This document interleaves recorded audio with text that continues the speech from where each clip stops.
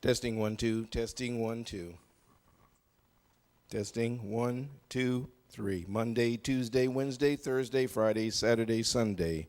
Test 1 2 3 4 5 6 7 8 9 10 11 12.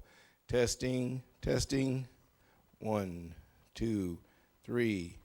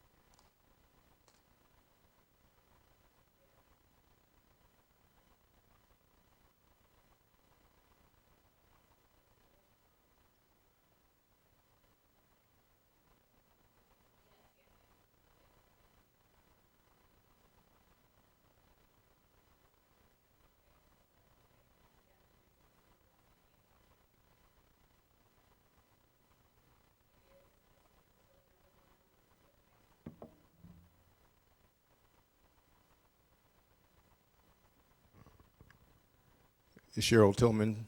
Cheryl Tillman, could you please come to the podium? Deus te abençoe e te guarde, faça resplandecer.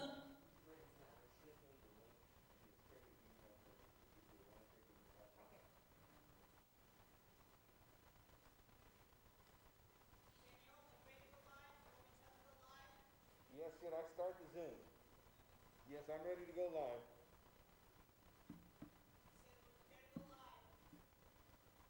Okay.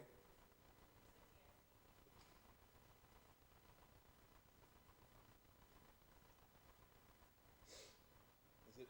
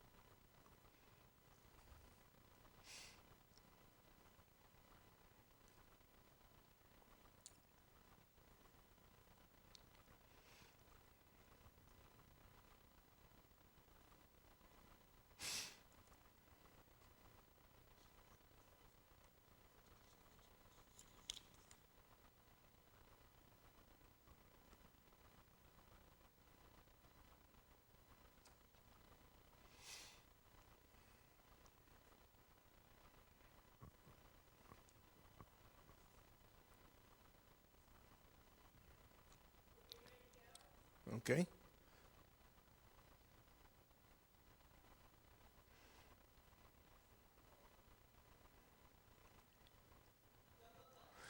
Good morning, good morning, good morning, and welcome to 360-Degree Health Explosion 2020, presented to you by the Mount Pleasant Baptist Church family. We're so glad and excited for you to join us this morning. Yet once again, we're going to open up with a quick prayer because the challenges that we have been facing to get to this point have been numerous, but our God is so good that he has kept us in control. So if you wouldn't mind, let's just go ahead and pray this morning, very first thing. Father, we thank you on this day. You've given us such another great, wonderful day to be with our family and friends and Mount Pleasant Baptist Church members to talk about health, to talk about 360-degree health, mind, body, and soul. We want to revive, we want to refresh, and we want to renew our minds, Father God, in you. So teach us today through your speakers and through your facilitation of all the great things that you would have us do this morning. So we want to, again, thank you so much. In Jesus' name we pray, amen. So you know what? I just want to take this moment and just say thank you. I want to thank you for all the people that have helped us to get to this point. But more importantly, I want to thank you for taking time to join us and being concerned about your health enough that you would take your day, move into a place where you can grow. Right now, we've got people on the walking trail, walking in 2 different locations, getting physically fit. We're going to talk about how you can get your mind together and your body together and all those things. And so I just want to remind you that yesterday we had some fantastic events. We had some presenters that talked about active wear. We were talking about mental health. Simultaneously, we were doing some art and therapy. We did some great cooking. And this morning, we're going to start off, after we do a little bit of praise and worship, is with a cooking class. We're going to do a live cooking class brought to us by none other than Natasha Frisk. She had an overwhelming response yesterday. If you're on with us this morning, just go ahead and comment. We've got people standing by right now. Throw something in the comment box. Let us know that you're here. Let us know what you care about. If you've got a question about something health related, hopefully we can get to it before the time is over. This morning, again, we're going to have a cooking class, and then we're going to start to talk about some financial health. And as I indicated yesterday, you want to make sure, parents, that you're around to hear this conversation that we're going to have with these school facilitators. They're going to talk about how to operate in this social distancing environment, how to protect our mental health, how to keep people normal and stable, and how to protect your children and the family environment. So let us go ahead and start off with a little bit of praise and worship while we settle in to enjoy this great conference. Again, we're coming from 10 to 12 today. We're going to take a break. We'll be back on at 2 o'clock to go into the late afternoon, about 4:30. We're going to take a break, come back at 6 o'clock, and then we're going to be doing some really neat things all the way up until a family movie night tonight at 8:30. So please join us now, if you would, with some praise and worship. Deus te abençoe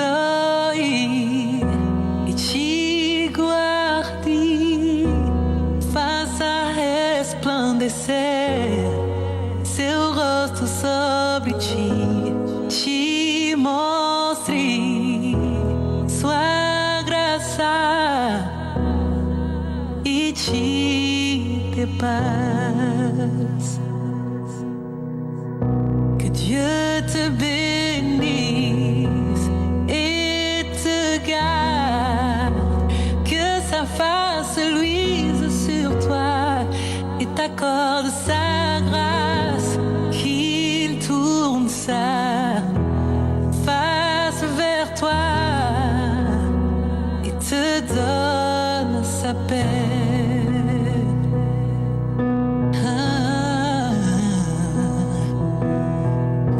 The Lord bless you and keep you, make his face shine upon you and be gracious to you. The Lord turn his face towards you and give you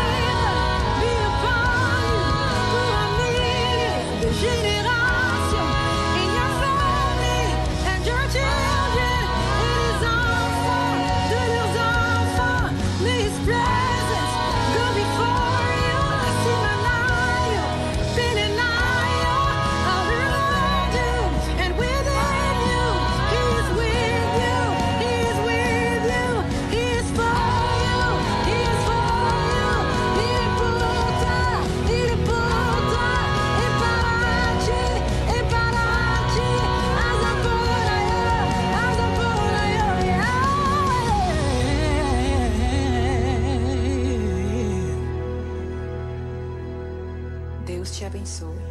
Que Dieu te bénisse. God bless you. Zamba pambulayo. 하나님이 축복합니다.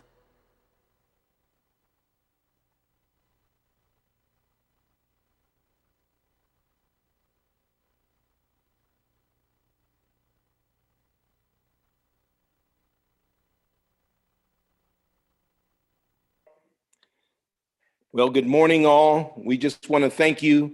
We had a great praise and worship this morning, and we just want to take this time now to prepare you for a great cooking class. Natasha Frisk does holistic cooking, and she is standing by. So I hope that you had an opportunity to go out to the realm for those of you who are online and get your menus and go ahead and get started because we are looking forward to a great session. She's going to join us here and prepare to do a live cooking class.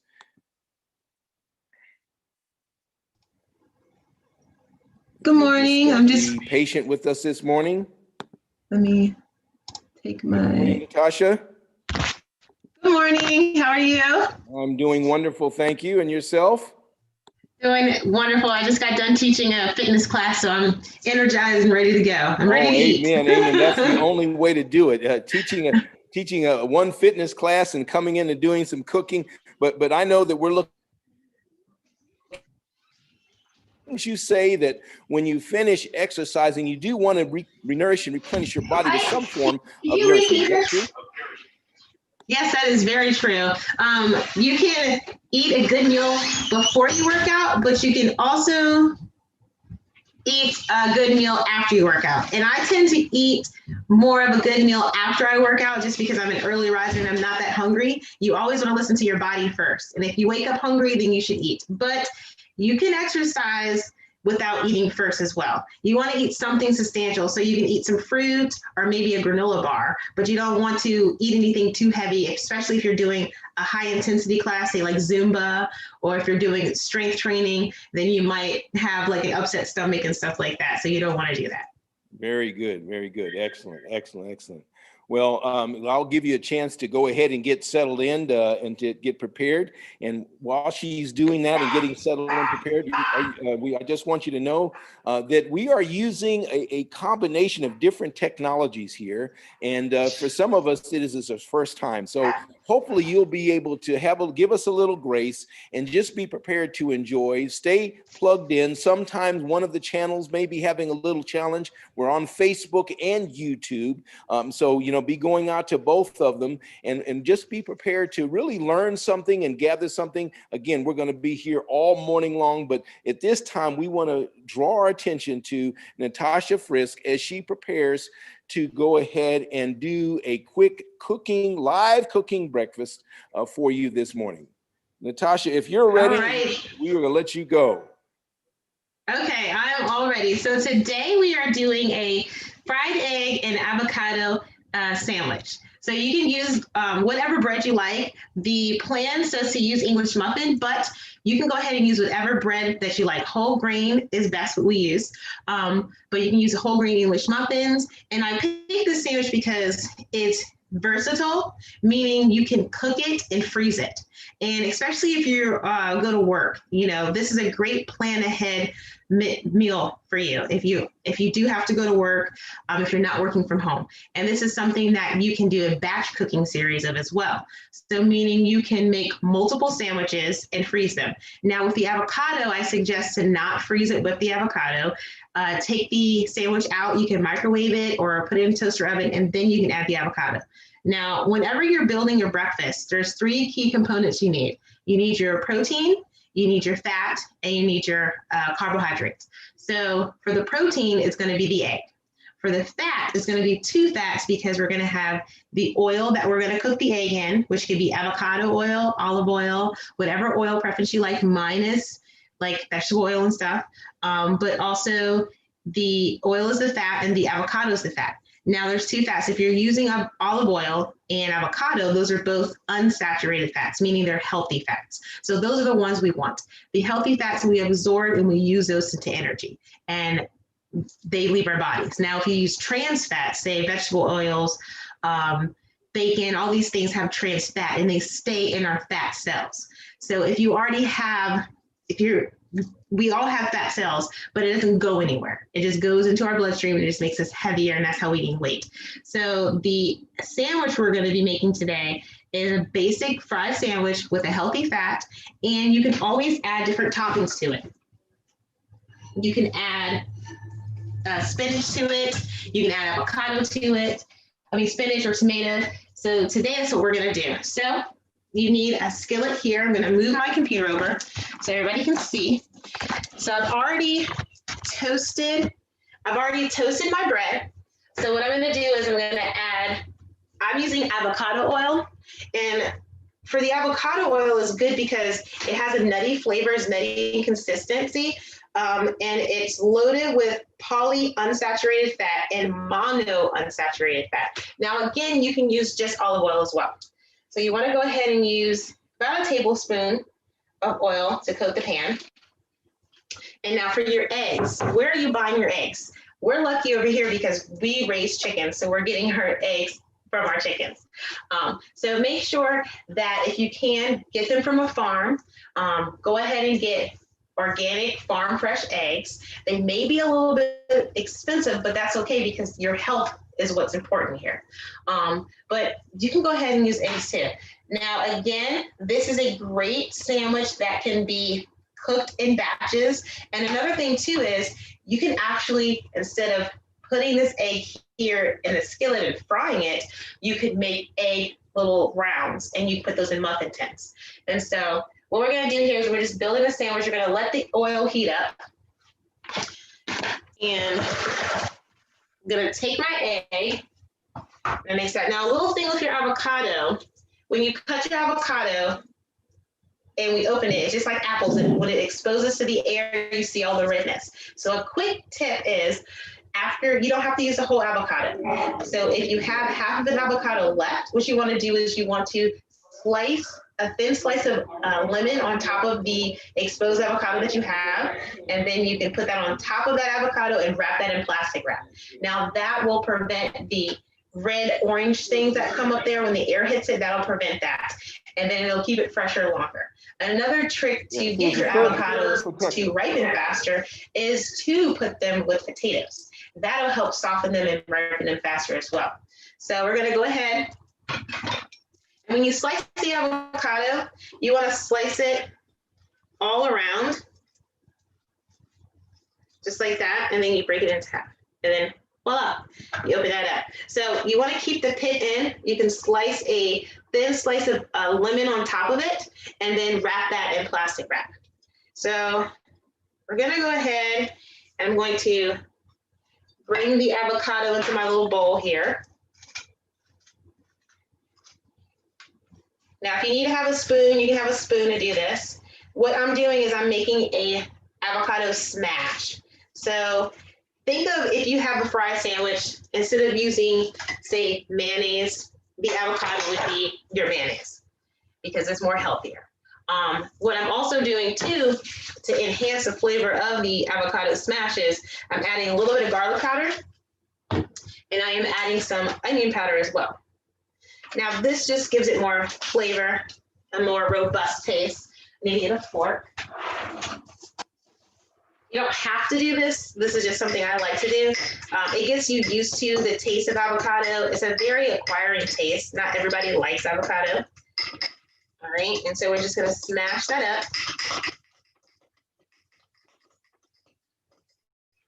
Now your oil should be nice and hot. And we're gonna take our egg.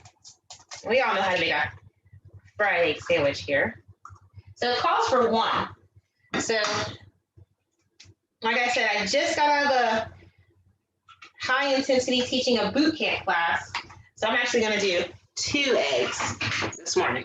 All right, we're gonna let that fry up. It actually takes about 2 to 3 minutes.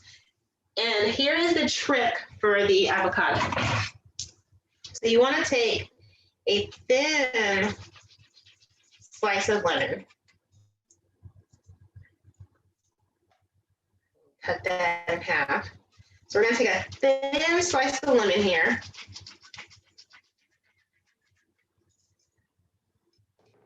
And I'm going to put that lemon over top of the avocado. And then I'm gonna grab my plastic and seal that up. Now again, avocados are just like apples and pears. When they're exposed to the oxygen we breathe in, then they turn brown, they turn red and all that. So by wrapping it in the plastic wrap with the lemon, it helps to keep it more fresh. Now you can also just go ahead and take your time and just smash it all up and make a quick guacamole. And so a quick guacamole I do is I take the avocado, smash it up. I use onion powder, garlic powder, a little bit of pepper, a little bit of cayenne pepper, and then tomatoes, and then that's that. All right, so we have the smashed avocado. We have the eggs cooking. And then make sure you have your bread. Now, if you want to toast your bread, and then we can build this on. So I already toasted my bread. So what I'm going to do is I'm going to add on some spinach to my bread. Why? Because greens, we need to eat greens. Greens help us. Greens are good for us. We need to eat more. They give us vitamin K, they give us vitamin E, they give us vitamin C as well. So I have some spinach. And then also, get a little bit festive, other add-ons you can do. Your preference, why not? But this right here would be a whole food meal because we're adding the egg. Now, in order for this to be a plant-based breakfast sandwich, it would be no egg. You would still do the avocado, still do the spinach and tomato, and you could be fine on that. You could sustain, you could have enough energy on that as well. And then you can actually add chickpeas and smash that in, and that would be your protein. So we're gonna go ahead, I'm gonna add a little bit of pepper and make the egg the way you like the egg. If you like cracked pepper on your egg, add cracked pepper on your egg. I like to add garlic powder to my egg. I like to add basil as well sometimes to give that on there.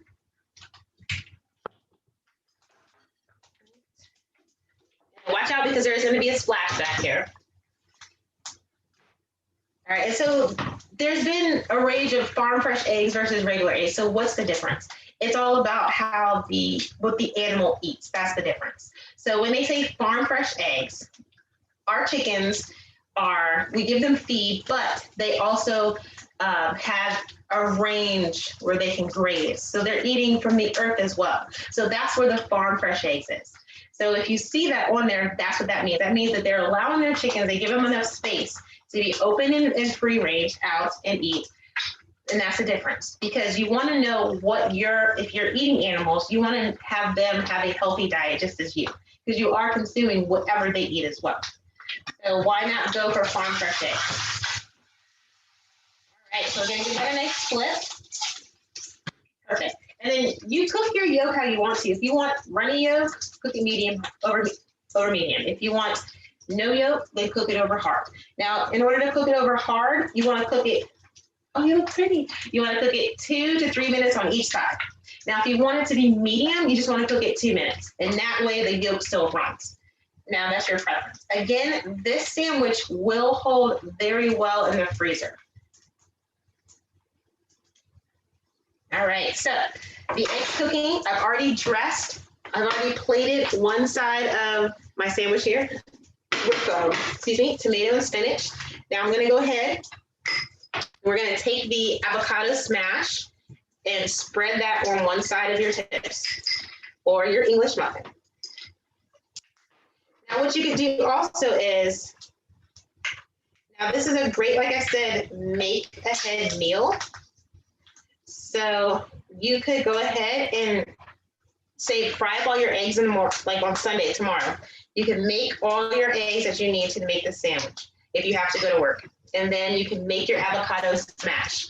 Now, in order for it to preserve well in the refrigerator and not get all brown, add that lemon juice to it or the lime juice, your preference. And then that'll help it to not get so oxygenated. All right, so my egg is all done. I'm gonna put that on top of the sandwich here. So I'm gonna show you here what we just did. All right, and voila, there is your avocado, tomato, and egg sandwich. So we have the avocado, the egg here. the tomato and spinach, and then we can just close that bad boy up. And there's your sandwich. And this is part of the recipe guide that you've gotten. If you did not get the recipe guide, please go on my website and send me an email or send me an email through here. And that is your avocado sandwich. Now you can have that with a great glass of water. You can have it with your tea, whatever you like. I hope that you enjoyed that. And that is your avocado breakfast sandwich. And you can pair that with some fruit, or you can keep it as it is with your greens, your tomatoes, and everything else on top. And that's that. All right, Samuel.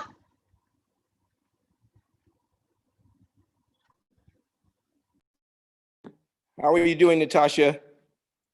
Doing well. We just finished. That was this avocado sandwich wrap. That's the wrap right there. Easy Fantastic. breakfast. I had one, Natasha, I had one quick question to come in while you were doing. They wanted to know how long will it stay green with the lemon juice of the avocado? Oh, if you put it in the fridge, it can stay like this up to 3 days. Okay, very good. Up to 3 days. So again, Yes. we want to thank everybody for joining us. We hope that you had a really good time to see about a quick breakfast sandwich. We're getting ready to now let Natasha Frisco, because she's got to get ready. She's actually going to be doing another session this afternoon for a nice lunch sandwich. So be prepared for that. We're always looking for good meals. And then also we're going to take a quick pause before we come into our next session. Our next session is going to be focused on financial health and some instruments that can relate to those things that you need to have ready for your financial health. So with that, Natasha, thank you so much. We'll look forward to seeing you this afternoon. So please, you also get refreshed and revived. All right. Thank you. See you soon. Bye. Yeah. Great.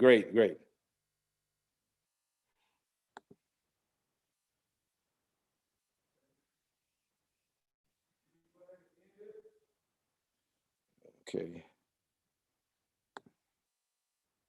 Where does it end?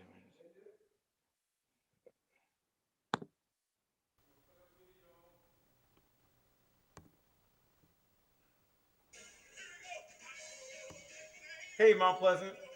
Welcome to the 2020 360-degree Health Explosion. My name is Raphael Ross, and I serve as your Director of Music and Arts. Our ministry has the privilege of helping the congregation access the powerful and life-changing presence of God. Our role is to create an atmosphere where the people of God are ready to receive the Word of God. Continue to pray for us that we may be a blessing to the body of Christ at Mount Pleasant and to the world abroad. I've started. I just haven't gone to live yet. Yep.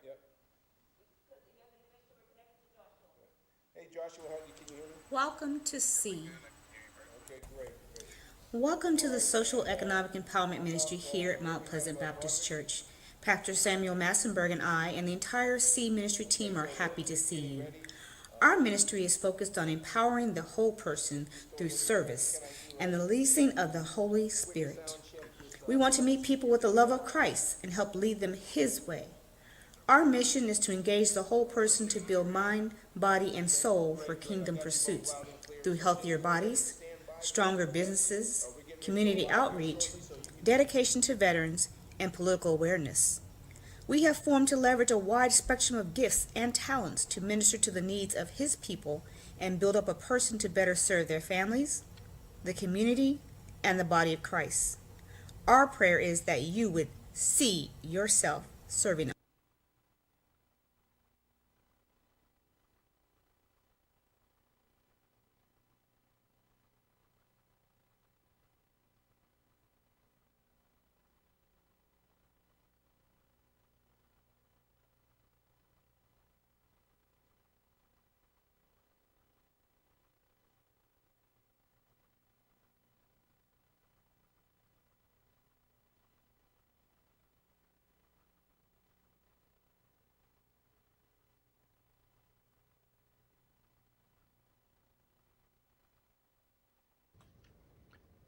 Hello, Mount Pleasant Church family.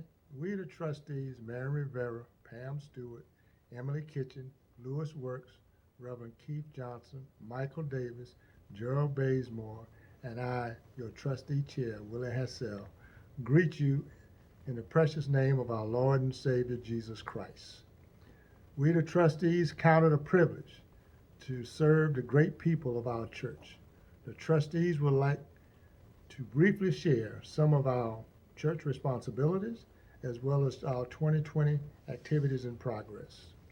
Some of our responsibilities include we are the legal custodians of church property and its assets.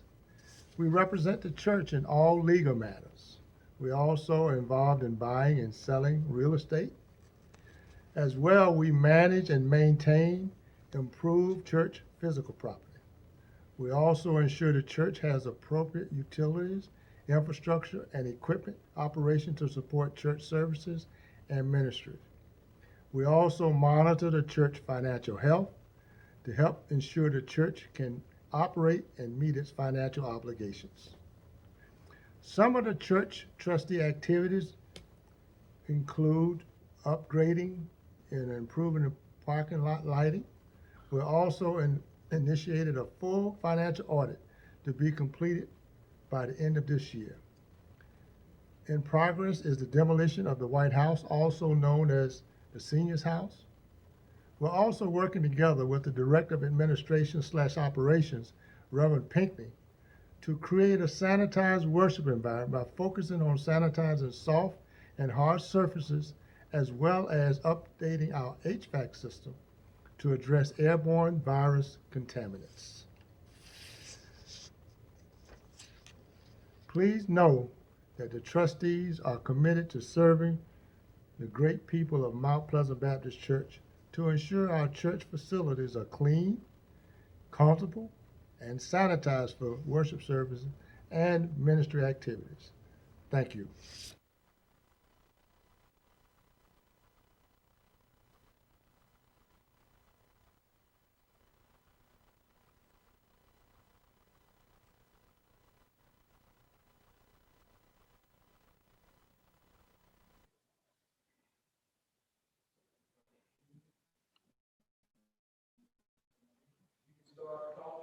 Well, good afternoon or good morning, all. We would just want to take this opportunity to thank you. We've had some brief interludes, but now we're getting ready to have you hear about financial health as it relates to those instruments and those things that you need to have in place to ensure that although your physical health, when it does not maintain the kind of physical health that you want to do, if something happens, there are financial instruments that you can put into place. And so Joshua Best has got two of his colleagues, Siobhan McCadden and Broderick Young, they're going to conversation with them, and they're going to be talking about it. So this time, Joshua, I'm going to turn it over to you and let you go ahead and have a conversation with these gentlemen. So if you'd introduce them properly, and let's go ahead and help these people understand, what does it mean to be financially healthy? Hi, good morning, everyone. Again, my name is Joshua Best. With me, we do have Siobhan McFadden of Crimson Wealth Strategies and Broderick Young of Reveal Wealth. And both of these gentlemen have at least 40 years experience with financial services between them both. Siobhan McFadden of Crimson Wealth is the father of Brandon, and he and his practice have been implementing different ways to help approach the financial future that we have been trying to achieve as Americans and as Black Americans in this community. Siobhan McFadden is the principal of Crimson Wealth Strategies. He began his career as a financial services professional with New York Life in 2002, right out of college. He specializes in guiding business owners, industry leaders, and professional athletes in organizing their financial lives by showing them efficient and effective to build, protect, preserve their assets and their lifestyle. Siobhan is committed to creating a better future for his clients, neighbors, and community by offering them creative and customized financial strategies. Broderick Young of Reveal Wealth is a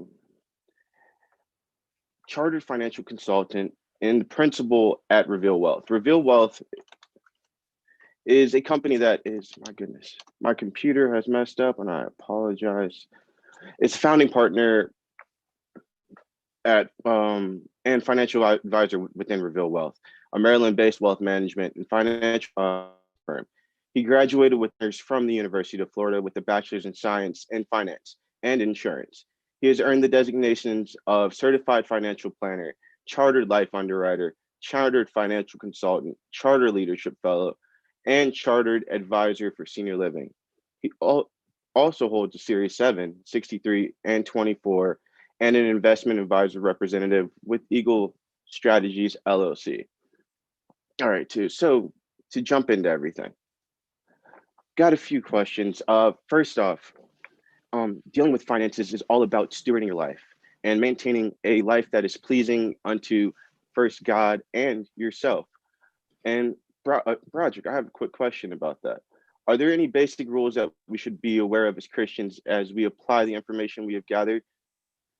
Well, thanks, Josh, and good morning, Mount Pleasant Baptist Church. Thank you all for welcoming us and allowing us to fellowship with you. Yeah, Josh, I often believe, if you ask individuals within the church community, especially our church community, whose image are you created in? We all don't argue that we're created in God's image.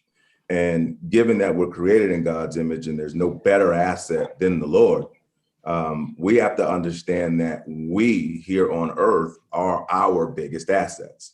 So just like the Bible would tell you financially, we know what the tithe is, right? We're going to tithe 10%. You really should look at, are you putting 10% towards yourself? And not just financially. The tithe is broken down into 3 components. It's your finances, your time, and your talent.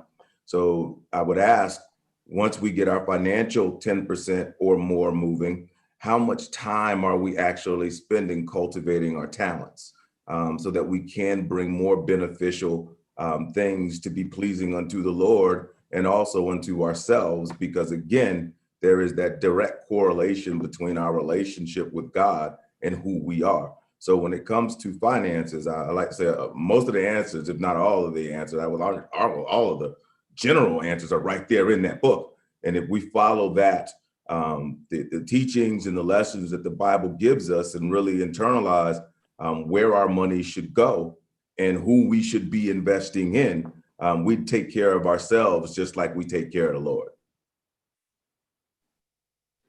Great. Yeah, that is one of the things that many of us don't really tend to realize. It's a factor of more than just one aspect with tithing. It's more into 3 aspects. Yeah, like you said, time, talent, and treasures. Siobhan, with that being said, what are your thoughts on proper financial guidance through any principles that you've learned along the way? Well, especially with stewardship. Well, just to follow up on Brad said, all of time, talent, and treasure, that's a blessing from the Lord. And the more we cultivate that, each area that, the more that we can be a light for the Lord and a blessing for the Lord for other people. So when it comes to good stewardship, stewardshiping our tithing to the church, giving our 10%, stewardshiping our financial future and our financial fitness for ourselves, making sure that we're paying ourselves first. That way we can have a good financial fitness in our home so our talent can be magnified and multiplied to be a blessing for others. So, when you're looking at your good financial fitness, the first thing you want to do is pay yourself first. Build your proper savings. Invest your money, deploy those money in the proper places. Then make sure you're protecting your financial future for yourself and for your family and for your legacy going forward. That way you're building in the good principles and the good stewardship of financings, not only in the church, but in your own family and your children and multiple generations in your family. And when you have good financial fitness, your talent can be multiplied and be a blessing for others. Siobhan and I have worked together for a very long time. Our firms work very closely with one another. And we often tell our clients, make yourself your biggest bill. Right? If you're paying yourself first, if you got to think of it that way, go ahead and we look at cash flow statements. You know, if you look at where a person is spending your money, you could tell where their heart is. I mean, your money is going to follow your heart. And a lot of us, because of societal pressures, we begin to deploy our money in places where we're enriching others. You know, as pandemic has hit, you know, when people have come back and started to look at, hey, what do my finances look like? And not that we want people to not live life, but you do want to look at where your assets are going and who they are going to benefit, not just during good times, but during turbulent times also. So if you can make yourself your biggest bill, you will see and then deploy those. Ecclesiastes 11:1 says, you know, cast your bread upon the waters, because for many days it'll come back to you. And it says not 5, not 6, not 7. You know, the Bible there is talking about diversification. You know, get it out there in multiple places, and over time it's going to come back to you bigger than what it was. When you think about what happens to bread when it hits water, what does it do, Josh? It expands. Exactly. So, you know, when you're casting that bread across the water, it's going to eventually expand. And when it comes back to you, it's going to be larger than it was when you threw it out there. So make yourself your biggest bill. As Siobhan said, make sure you're deploying it in places where it can grow and come back to benefit you for future generations to come. And when we talk about deployment of assets, when we talk about being financially fit, when we talk about making sure that your financial picture is appropriate for where you are and where you want to go in life, it really comes down to two things. And I tell all my clients this, and I'm sure Broderick tells his clients the same thing. It's about discipline and habits. Mm-hmm. It's not about how much money you make. It's about how disciplined you are and what your financial habits are. You know, I can tell who's going to be successful simply by their discipline and their habits. Now, as financial professionals, we can't make anybody rich. We can't make anybody wealthy. We're the enhancement to the discipline and the habits that you already have in place. And I'll tell people, if we don't have them, we got to get them. It doesn't matter how much money you make. If your habit is poor financial fitness, that's what you will be. If your habit is great financial fitness, that's what you will be. And if you have the discipline to pay yourself first, to make sure you're tithing, to be a blessing, to multiply your talents, your financial future would take care of itself. We're only here to enhance the blessings that you already received from God financially, to make that multiply a little more effectively, a little faster, and to make those generational transfers happen a little more effectively. Now, that discipline and those habits that Siobhan was talking about, he's spot on, you know, but when you correlate that again back to our relationship in the church. So you have some people, you know, oh, I said a prayer and it didn't work. Yeah, you said a prayer. One time for 42 seconds, you didn't go back to it. You didn't go to Bible study. You didn't seek any counsel of people that's been praying much longer than you. You didn't study on, you know, what's the most efficient way or how to communicate. So you gotta, if you want to change those habits, because some people out there saying, well, I don't have a habit. You can change that habit, but you have to, one, begin to surround yourself with people that have good habits. Two, find yourself a coach that's going to help you know what things to be doing in order to start getting the small wins. And then it goes back to the discipline. You gotta be disciplined. If you think about the parable of the talents, and the person that got 10 talents, 5 talents, 1 talent, and the one that multiplied it, we're very familiar with this story.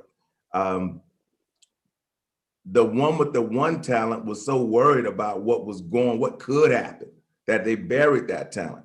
Instead of doing what they could with what they had, because how do you expect the Lord to bless you with more if you aren't being a good steward over what it is that you already have in your place?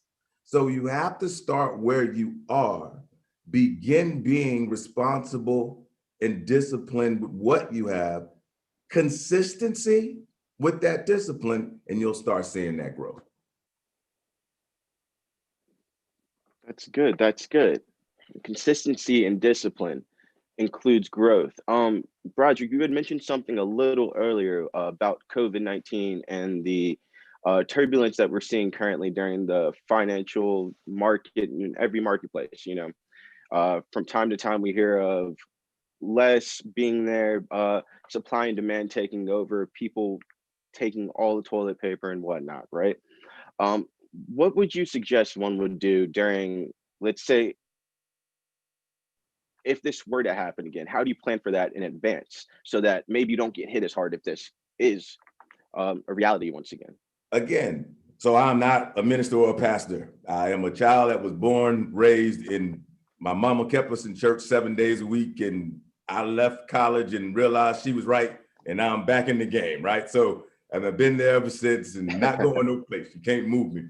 But there's a section in that book where the Bible talks about, hey, let's store some food in the storehouses so that when the famine comes, you actually have something to get you through the famine, right? So with proper planning, look at what is your foundation? Where are your monies? All of you should have some money that is there to help you get through the famine that will allow you to maintain your course. Here's something, and Siobhan, please jump in when you can, because I know you manage a lot of money too. One thing that a lot of people don't recognize, that even during this pandemic time, the clients of mine that have been able to say, hey, look, we're allocated correctly, and we follow what it is that you were talking about, let's leave the money there. They've actually made money this year because they didn't have to panic when the famine came. And again, I correlated back to having a spiritual foundation. I was talking to my wife last night and I said, when the famine came, I'm kind of old school. I literally took some oil, I covered my doors of my house, and my prayer was, Lord, let this plague pass over. And some people might look at me strange, but that's what I wanted to do for my house, right? And I've sat with the Lord since then. Now, I'm not silly. I'm not running around there trying to be close to people in close rooms and letting them cough in my face, but I'm going to continue to live because I know God has me and I'm going to stay close to the Lord. But I've also set some foundations in place that have allowed me to, regardless of what the election does, regardless of what the famine does, regardless of what the plague does, I know I have things set in place with the Lord that should see me through. That is my faith. But that faith is built on nothing less than Jesus' love and righteousness. There's a foundation there, right? And you need to have a financial foundation, because if your financial foundation is as strong as your faith foundation, what you'll find is when everybody else is dealing with turbulence, you can find opportunity and you can actually grow when others that aren't on that strong foundation are falling and suffering. And the follow-up on Broderick, no one knows what's coming next. The only thing we can control is our activity, our discipline, our habits. So the thing that I would recommend that every person and every business owner does, especially our business owners, is give yourself a financial stress test. Financial stress test means that you made an accounting of your financial situation. How much do I have in savings? How much do I have in retirement funds? How is my income protected? How is my family protected? If I lost my job, if I died prematurely, if I got sick, change in the health of another family member and I'm responsible for that. If I had a temporary long-term care need, all of those market correction, all of those things can happen at any time that will put stress on your financial situation. If you're a business, loss of supply chain, loss of a key employee, loss of a key executive, loss of your biggest client. Right. All of those things put stress on your financial situation. So you have to evaluate and make an accounting of what your situation looks like today and what you have in place to handle those stresses when they come. Right now, we have a global stressor, this pandemic. So it's affecting everybody. But a lot of us have personal and private stressors that are just as devastating, but it's not known because it's not affecting the entire globe. Correct. And that's what you have to be prepared for. Since this is a global crisis, there are other backstops that are being put in place to help people through it. Maybe not perfect backstops, but people are trying to provide financial assistance for families and businesses to help them through this situation. If this wasn't a global or national crisis, you wouldn't have that. Correct. But you still would have to get through the financial stress of that time. You know people that lost a job unexpectedly, had no backstop, and it was stressful. And they had to work through that. So you want to give yourself a financial stress test. Make sure you know where your money is. Make sure you know where it's going. Make sure you know how those investments are allocated. Do I have 6 to 12 months of income and savings in case I lost my job or something happened? What does my balance sheet look like? What does my P&L look like if I own a business? Who are the key people in my life that I'm counting on for me to be more successful? And who are the people that I'm responsible for financially for their success and their well-being? And understand your own personal picture. That is the best thing you can do to prepare for any type of pandemic that happens, whether it's global, national, or personal. And many, many times it's personal. Right. And you're in the fire with you and God. And you have to make sure you're prepared to work through that. And oftentimes, what you will find by doing that stress test, you have decisions to make, right? I heard the gentleman that kind of introduced us kind of talk a little bit about, as you're getting older, what are some of the things that you could do to mitigate against healthcare issues, so on and so forth. That's a part of like what Siobhan is saying. When you sit down and you go through and you're working with your advisor and you're looking at, okay, what happens if I have a long-term care need? What does that look like? And you want to start doing, you definitely want to do your stress test when you're not stressed, okay? So don't wait till you in the stressful moment to begin to start thinking about what that stressful moment will look like, right? So look at right now, what does it look like for my family and what it is that I want them to accomplish if somebody would have to take care of me, right? How much does that cost? Who is it going to be? Where are they going to have to come from? Do I even want them to do it, right? Are they qualified to do it? And if you go through these reiterations, what you'll find is you can begin to make decisions to help influence that outcome to be what it is that you want it to be for you and your family. But if you don't sit back and begin to analyze and look at what the situations could be, it becomes an extremely stressful situation if it occurs. Quick question. So those that tend to look at their 401ks as a liquid asset, that they should, if an emergency comes, that they should take just the 401k and start spending it down.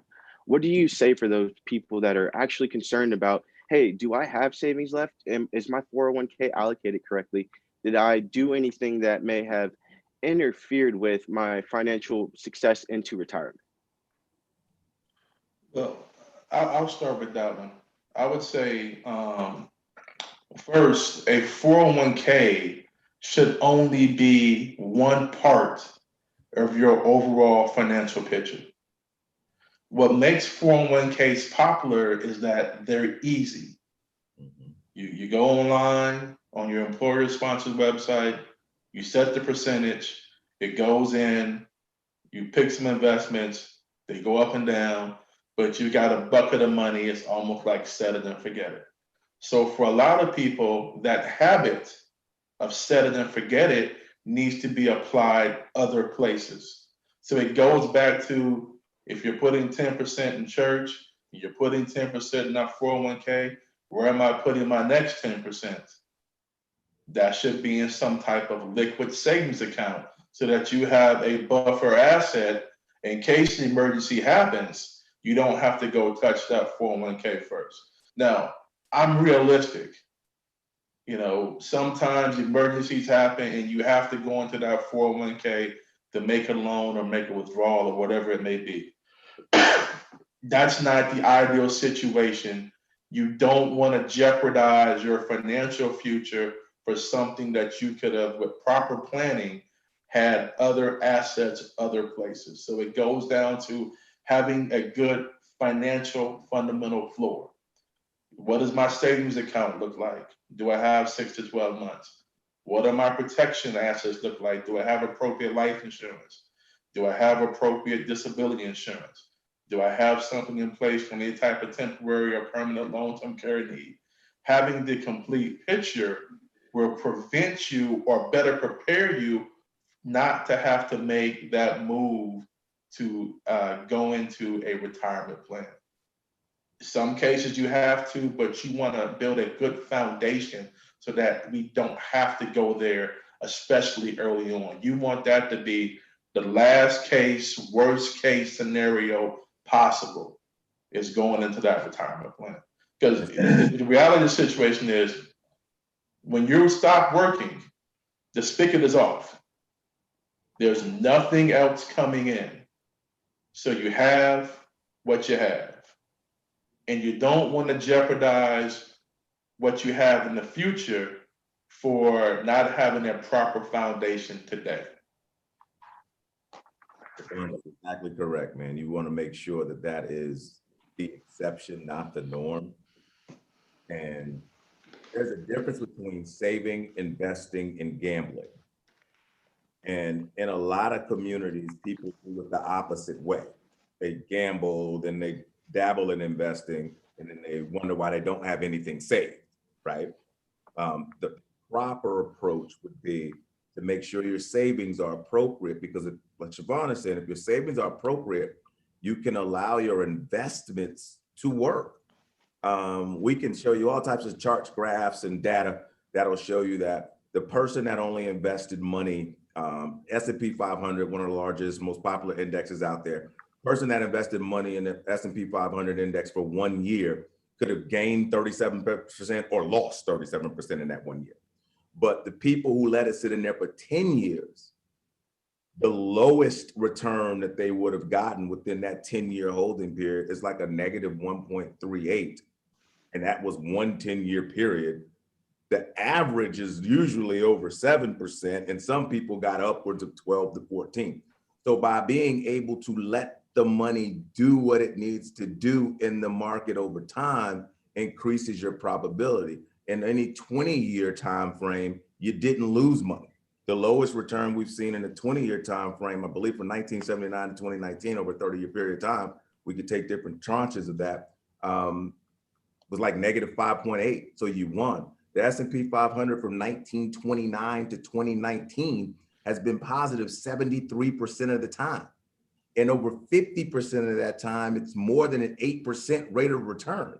So that's much better than letting your money sit in the bank or so on and so forth, but you have to allow the money to be able to sit there. So when you go into that 401k that you have invested in the market, and you have to always take the loan or the withdrawal because you don't have the proper savings, you're not really allowing it to do what it needs to do. So you want to start with, again, a good foundation, build upon that with your investments.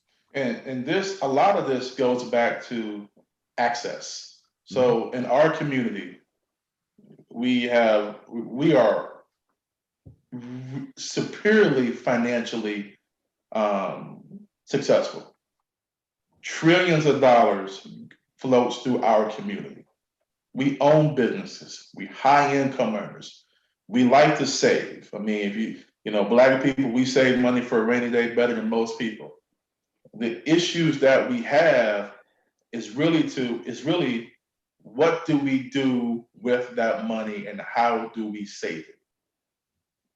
And other communities have a higher level of financial education and acumen, so they understand as a community the value of investing in protection a little bit better than we do. So it's not that we don't have ability or potential. A lot of this is about access, education, access to financial advisors that understand our community and our situations and our family structures and our personal challenges so that we can weave those into the planning that's done so that the plans fit us and the information fits us.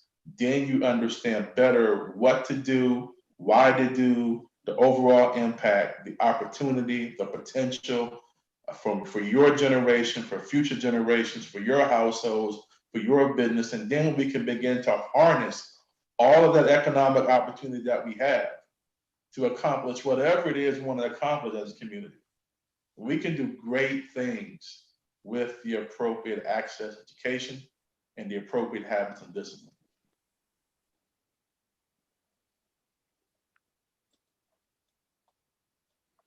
So, quick question. For someone that needs to take the baby steps to get into that position where they're allocating assets to one place or the other, what's a good way to start taking the steps into the proper financial direction? First thing I would say is keep score. What do I mean by that? Get yourself a cash flow statement. If you need one, we can help provide that for the people attending. Josh, we can get you cash flow statements so people can see where their money's going. But there are many of you who may remember this. Some of you are too young to know, but when you used to be able to go into a bank and see a teller, they used to give you these little books called a register.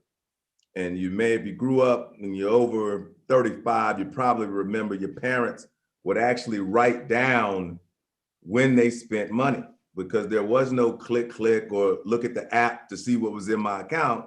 You had to have that register to know how much money you had in your account. The first thing I would tell you to do is take 30 days and live out of a register. Actually write down where you're spending your money. And then at the end of the month, you can check that against what your bank statement does. You're gonna figure out a few things. One, you'll find out if your bank's charging you fees and stuff that you didn't know about, right? Because those fees won't be in your ledger. Two, you're gonna be able to see what I call what your money drain is monthly, right? So me personally, my money drain was Starbucks. I was going to Starbucks almost every day. And when I looked at how much money I was spending at Starbucks and recognizing that they did nothing to pay my mortgage, I said, Folgers is not that bad, right? Let me go get a can of Folgers and I can make it happen. I can make my own noises if I need to, but this is some money that I could be saving for me. The other thing you can do in that register to keep it easy for yourself is round up. So Josh, you go to the store and you spend $5.76. You want to be bold, man, round that up to $10, okay? One, it makes it easy math to register. Two, you're automatically saving money because every time you round up, you save that difference than what's in your account. So when you go and you analyze what's in your account versus what's in your register, you should have more money in your account. That's your baseline of what you can save, and you may not have even known it. I've worked with a lot of people that tell me, well, I don't have anything to say. They do this exercise monthly. They're like, oh man, I had another $150 in my account than I did in my register. Well, there's no reason why you can't start saving $150 a month for yourself. And when we look at that, you went out to eat 22 out of the 30 days in the month, can we go out to eat 14 days? You know, can we not go out to eat 7 of them and make a sandwich? We could begin, but if you don't know where your money is going, you don't know how to control it and redeploy it to go places that are gonna benefit you. So I would do the cash flow statement and I would live out of my register for 30 days so I can actually see where I'm spending my money. You could also, in this environment, print your bank statement out from February, because we were still kind of normal in February and we're kind of out of the holiday season. So January, December are usually anomalous months. print your bank statement out from February, and then print your bank statement out from April, right? Because in April, we all were kind of locked down. And look at where you spent your money, right? Because you didn't have the opportunity to spend your money in April and some of the places you spent your money in February, and then ask yourself that question: is it worth it? You know, does 65-year-old me, is 65-year-old me gonna be very upset with 35-year-old me because I had to do this all the time? And now 65-year-old me can't do what they want to do, right? And it's not about not living, like the Bible says, it's about properly living. The abuse of activities is what usually puts us in the wrong way. Siobhan? Yeah. So, and just to piggyback on Broderick, understanding your cash flow is everything. Mm-hmm. And when you start understanding your cash flow, you can put your habits or your money in two categories: asset or liability. Anything that's putting money into your pocket is an asset. Anything that's taking money out of your pocket is a liability.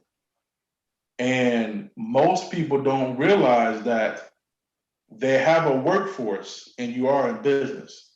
Your workforce is your money. Mm-hmm. Every dollar you bring into your house is an employee in your workforce. And you have to decide, how am I going to deploy this employee? And these are the best employees in the world because they never get sick, they never get tired, never complain. So you have to decide to deploy that dollar as an asset or a liability. Now, there's some basic things you have to have. We all need food, shelter, clothing. But then after that, you have to decide, who do you want to make wealthy? Starbucks, Nike, Adidas, Coca-Cola as a liability, or Starbucks, Nike, Adidas, Coca-Cola as an equity partner, as a stockholder for your benefit. And once you understand your cash flow, you can understand who you want to make wealthy. Businesses are experts at taking your money for them to be wealthy. A credit card company is an expert at charging you a high amount of interest for your instant gratification. Yep. And once you understand your cash flow, you can begin to control who you are going to gratify. Which, let me capitalize on that, Siobhan. That to me is where that register becomes so important. Because when you have to look and see, I got $425 left this month. It's November 7th. So I got a whole lot of month left. Do I really need this $12 coffee? Or can I go get me some water? Right? I mean, but if you don't have to look at it and you can just swipe it, click it, chip it, it makes it easier to get to the end of the month and wonder why, oh my God, I don't have enough money left for the month. And ultimately, what this activity is doing is it's a paradigm shift. Information allows you to change your paradigm. I'm not saying don't go buy Starbucks if you like Starbucks. And I'm not saying don't wear Nikes if you like Nikes. I like Nikes. I like steaks. I just shouldn't do it as much as I'm doing it. That's all. Everything in moderation. Correct. And making sure that you're putting away the appropriate amount to your future for your families and your personal financial success, or for the financial success of your business. Everyone that owns a business understands you got to have working capital. Mm-hmm. Working capital is what you have to expand that company. And I would encourage everyone to run their family like it's a business. Run your life like a business. You are your CEO. Now, my wife is my CEO, but if you're single, you know, you might be your CEO. And you need to be able to look at the profit and loss of the company. Like Siobhan said, stress test the company. Are we going to be here in the next generation? I want my company to be around for multiple generations, being prosperous. You know, I don't want us to not be around or be struggling in future. So you can look at yourself. You're your biggest company. You're your biggest. Yeah. So let me piggyback on that, because, you know, for our married couples, you know, when you get married, you bring all your stuff to the table. I got my habits, my wife has my habits. Those are typically rooted from our childhood and what we learned growing up. It's very important that you find your habits as a married couple and what you can handle. I always recommend that, you know, the best plan is the plan that your family can handle. We can get very, very technical and show the optimal strategy or the optimal uses for everything. But if you can't maintain the habits and discipline in that strategy, it doesn't work for you. So, you know, the last thing I want people to do is go and start trying to make a bunch of changes and be so strict that you cause yourself undue pain. And you're not enjoying your life and you're not enjoying each other. Find things that work for you as a couple, as a family. Those are the things that you should be doing. And understand that it's not a 0 to 100 situation. Correct. You have to grow in your financial fitness. So, you know, for anybody who's not started, I always say, hey, everybody got $25. Take $25, you know, get you a mutual fund, start dropping it in there every month, $25. See how it feels to get started. You know, if you want to protect your family, get you some basic term insurance. It's not going to cost you a lot of money. See how it feels to get started. The hardest thing to do is to get started. You can always make it better, but we have to get started. But those of us who have not started yet. Mm-hmm. Don't let perfection get in the way of progress. And it's not an either or proposition. A lot of times it's and. You need to do this and this and this. Going back to your relationship with God, you need to be in Bible study, and you should attend a church service, and you might want to be a part of a men's group or the auxiliary board or the tithing or the trustee. You know, it's an and the more you're interacting and building on top of it, the stronger you'll be. Well, that's financially also. So you need to have some savings and investments and risk management insurance tools. And you may want a little real estate when you get to that point. And so it's things that you're building on top of to be stronger financially. But like Siobhan said, the big key, start. And Siobhan and I are about the same age. We came into business around the same time. We both remember I started saving, like Siobhan said, $25 a month in a mutual fund. I remember the fund. I remember why. Fantastic. Just gentlemen, I really want to take this opportunity to thank you. Siobhan and Broderick, you have given the people some valuable information. And here's what I really like when I just kind of sum up. And first off, I want to thank Joshua for setting this up. But what I really was able to appreciate is you gave us not only the broader picture, some foundational steps, you connected it with biblical principles. But Siobhan, I like the one thing that you said, make your dollars work for you. They're employees in your home.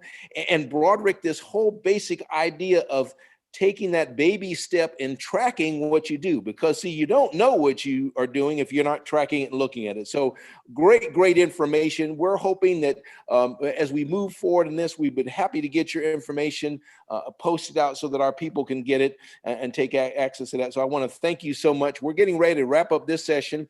And I just want to let everybody know that if you wouldn't mind, just throw something in the chat box really quick, just to let them know that you did gain something out of that, if there was a tip or something of that nature, as we get ready to move forward. So gentlemen, thank you so much for your time.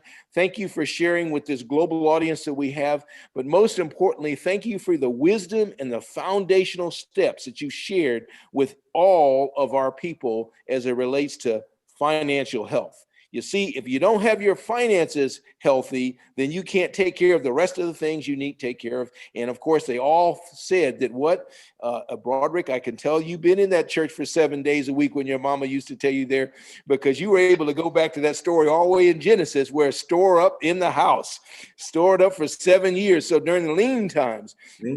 So can I give you a news flash, folks? This may not be the last time that you need to dip in your savings, because a global situation causes us to have a need to get to our finances. So take these lessons, learn these lessons. We're just going to give you a virtual round of applause and say thank you so much for your time. Have a great and wonderful day.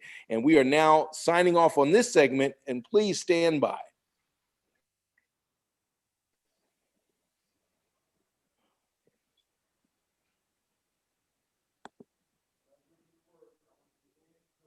Mm-hmm.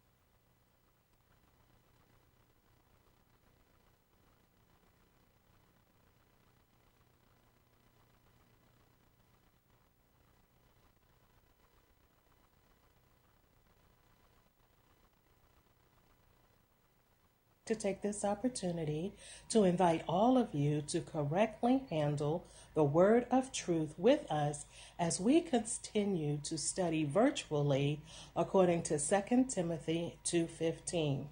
There are opportunities for word field classes on Sundays, men's Bible studies on Mondays, Old Testament studies on Tuesday, Mount Pleasant Bible study on Wednesdays, New Testament study on Thursdays, family life, young adult, youth, and children studies are also available weekly.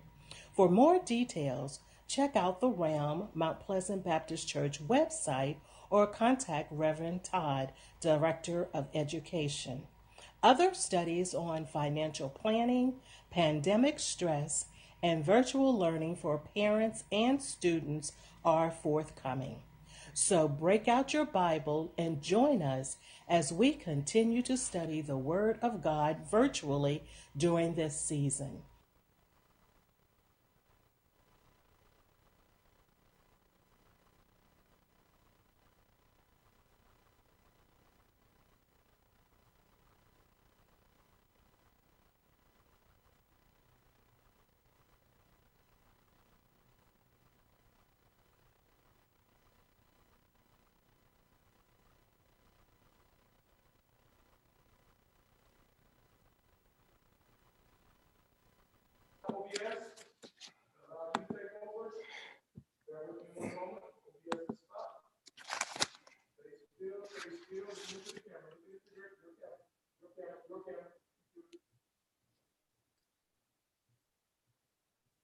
And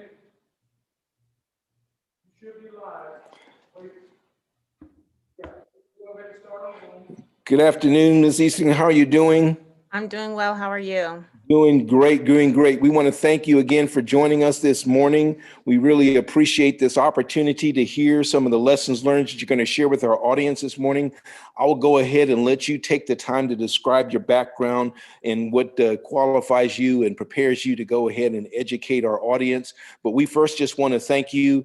Those of you who are out there, I just want to remind you that this is our last session for this evening. We are going to come back live very briefly to close up for this morning, I should say, before we take a break. But so please, if this was the opportunity we had mentioned to you before, if you have been raising children and then they're in the school system, or you know somebody is, give a shout out. Go ahead and share this Mount Pleasant Baptist Church Facebook page or YouTube page, because you're going to hear some very good information on how to deal with people in this environment and the stresses they're going through during this time. So Ms. Easton, I'm going to go ahead and turn it over to you right now, and we look forward to hearing all that you have to share with our family. Thank you for having me. Am I able to share my screen? You can go ahead and give it a shot. Yes. I don't know if I've set that up yet, though. Yeah, I need that to be able to show my presentation. So I think you have to make me the co-host or enable the participant screen Yep, share. I will go ahead and let you. Okay, you should be fine right now. Here, I'm all good to go. Okay. Sounds good. Thank you. Yes, Thank you ma'am. so much for having me this afternoon or this morning. It's still morning time. My name is Dr. Lenadrian Easterling, and I am here to talk about, ways to take care of your mental and emotional health. Are you able to see my slideshow there? Lovely. Okay, let's get started. So my name is Dr. Lenadrian Easterling, and I'm a clinical psychologist. I'm new to the DMV area. I'm originally from California. I moved out here 4 years ago, or rather, this is my 4th year here. I'm a clinical psychologist, and I specialize in working with children and adolescents primarily. And I currently work as a director of counseling at Murray School in Washington, D.C.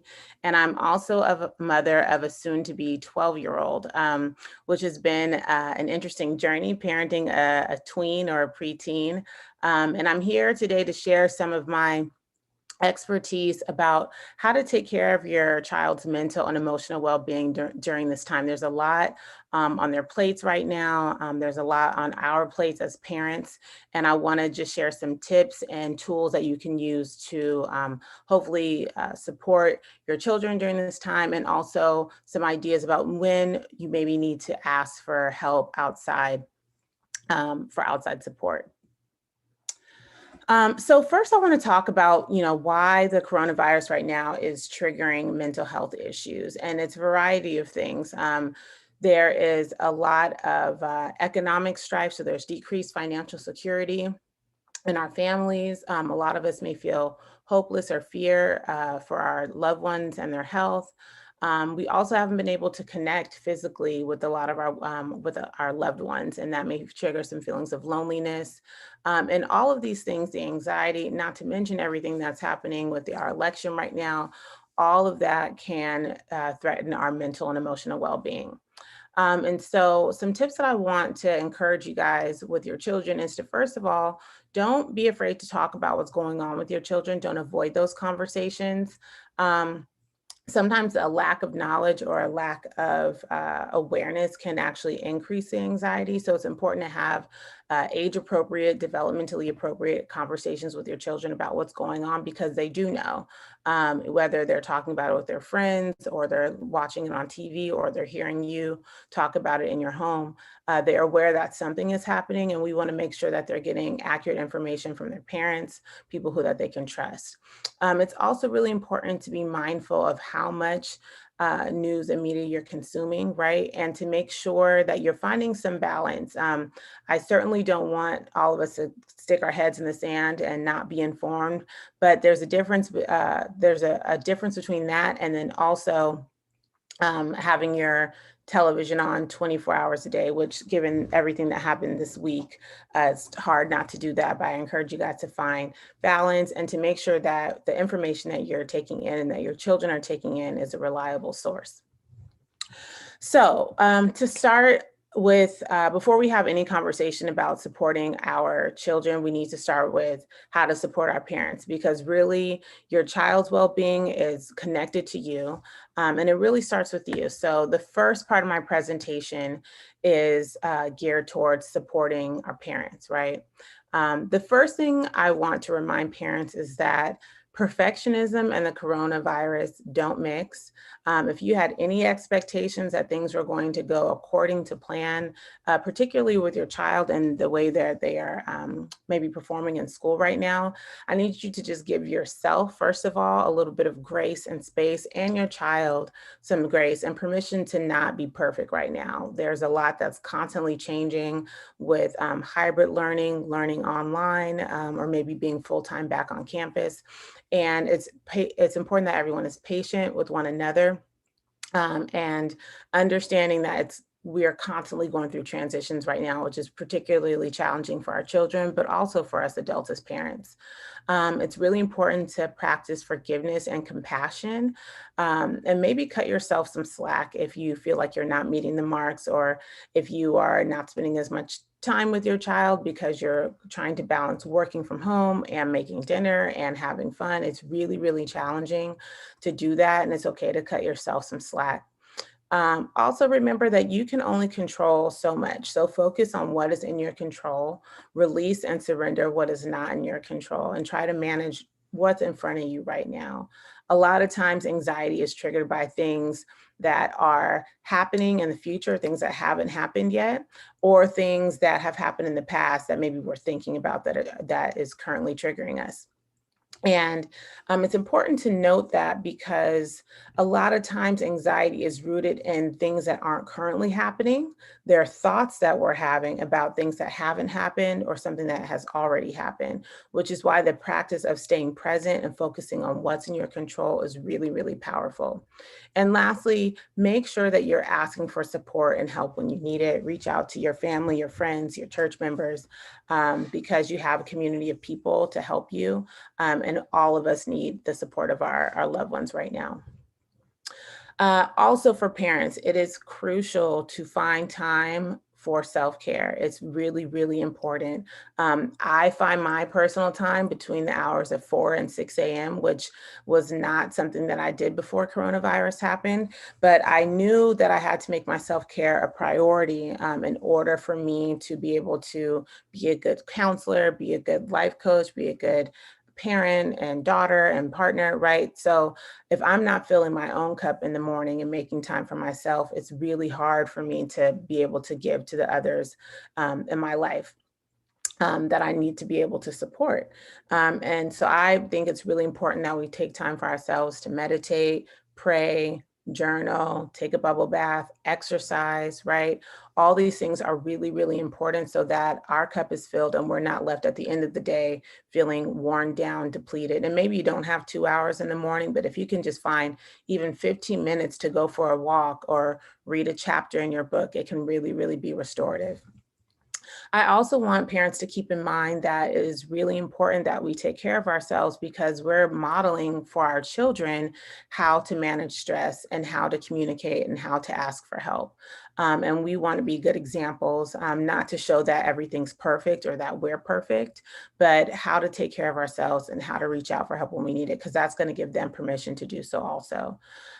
If you find yourself being overwhelmed, it is okay to step away and take a break. You don't want to react or respond in anger or out of frustration. So take a moment to take a few deep breaths, excuse yourself. Sometimes, well, this is when Brooklyn was little, I'll put myself on a timeout sometimes and tell my daughter, who is probably about 5 or 6, like, mommy needs a timeout because mommy has an attitude right now and I'm going to take a break. And I'll be back in 5 minutes, and because I need to do what I need to do to manage my own feelings right now. And I needed to do that. So I didn't respond out of frustration. That sometimes, a lot of times, had nothing to do with her. It was because I had a frustrating day at work, or I had a frustrating situation with a friend. So again, it's important to take time for yourself. And then also, I want parents to remember that right now, your children, because they're dealing with so many transitions, some tasks that they were able to do independently, they may struggle to complete on their own now, and that's called regression. And sometimes children, when they're faced with distressing circumstances or events or anxiety, sometimes they may need a little more support with things that they used to do. So for example, my daughter typically, and she still is very responsible, but sometimes the things that she was sort of used to doing with her regular routine, I find myself having to remind her to do things more often. And usually, thankfully for me, it only takes maybe one reminder, but it's a way to give support to her and just mindful that they're children, and they still need nurturing and love and support and guidance during this time. As far as structure and consistency and routine, I think that's really, really important to keep in mind. If you're able to put a schedule on the board or on your refrigerator where everyone in the home can sort of see where people are going to be during the day, that's really helpful to get some schedule and routine. I also found it very helpful for children to know what their parents' day look like, especially if you're working at home. I know a lot of parents right now are trying to manage their children while they're in a meeting. So some parents I know have been really creative and put signs on their doors, or I've actually shared my work Google Calendar with my daughter so she can see when I have meetings in case she needs to come and ask me for something, so she knows when I'm available and when I'm able to help her. If possible, kids should still be going to bed at the same time, bath time, story time. Try to keep those routines in place. Bedtime routines are very, very important because it helps to prepare them for the next day. So if that is a possibility, I strongly encourage to have a consistent bedtime routine.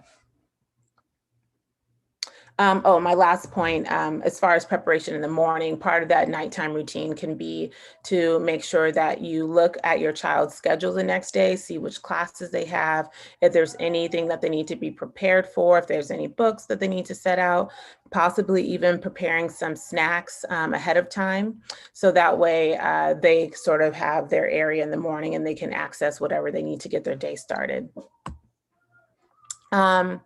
Try to be creative about activities and try to have some fun right now. I know a lot of us are stuck in the home, and it's really important that you can try to incorporate some new creative ideas. So things like cooking a meal together, playing an old school board game. I've even busted out some coloring books. That's been really fun. Also, maybe considering having an unplugged night where you disconnect, turn the TV off, put your phone away, close your laptop, and really try to just be with one another, to focus on each other, focus on the time that you're spending together, be silly, playful, have fun. It's okay to make a mess sometimes.